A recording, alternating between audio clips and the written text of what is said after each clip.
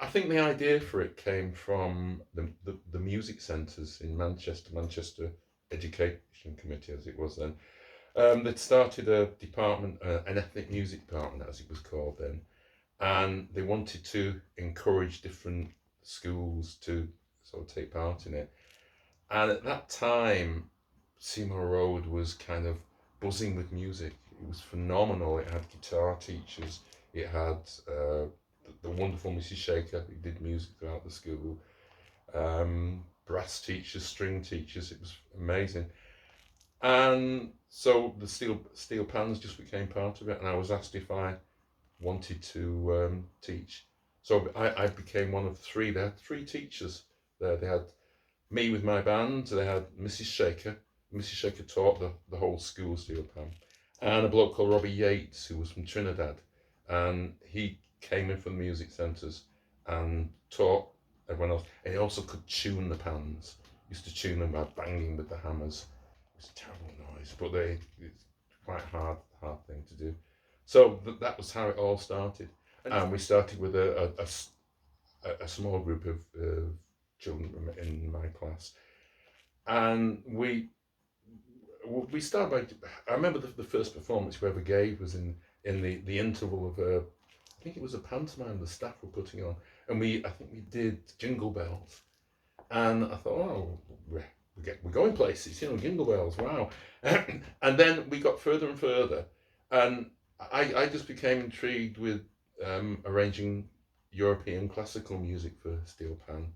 Just seeing the score for orchestra and then transcribing it for steel pans. And it was amazing because you'd take one part, you'd take, say, a double bass part, and then you'd teach that part to one of the children, and then another part, and you'd put it all together like a jigsaw puzzle. Well, I just found it fascinating.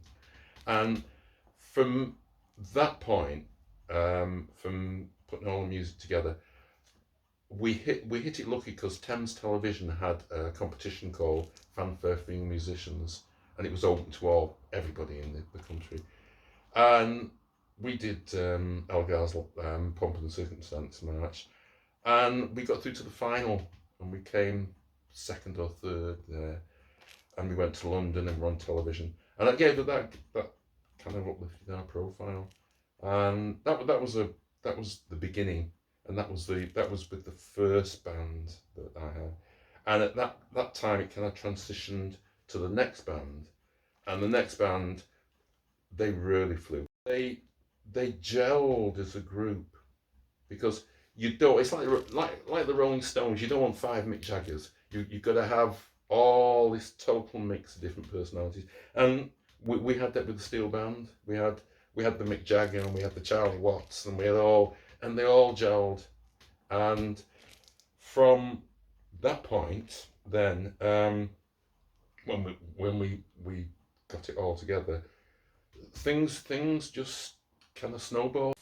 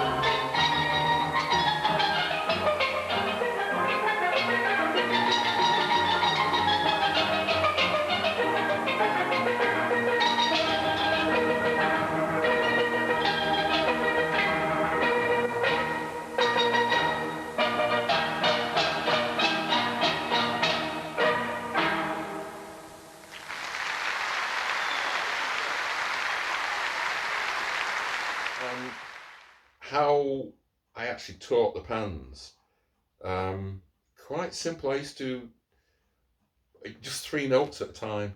Everything's like building a house, really. Everything's like building a house. You've got to, you get your foundations and everything else. So I just teach 3 notes, then another 3 notes, and after a short while, the speed at which they would learn, phenomenal. You could just teach them three, learn a whole phrase very quickly, and then I'd teach say 2 at a time, and then they could just go on, and then another 2, then another 2, because you've not got to get bored. The main thing is don't get bored, and then when they all know the parts, all get together, and then the magic takes place, and that's a phenomenal moment. That when it all comes together, as long as it works. Because sometimes the glory of having a steel band in front of you is if you make mistakes when you're transcribing, you can change it all. It's like having your own little orchestra. It's fantastic because you think that is not working, or that's not working. So we'll try this, we try the other thing. So it's just like comedians have run-throughs with all the jokes before the performance. It was like that. So by the time a piece actually got onto the stage, it was as good as it's ever going to be.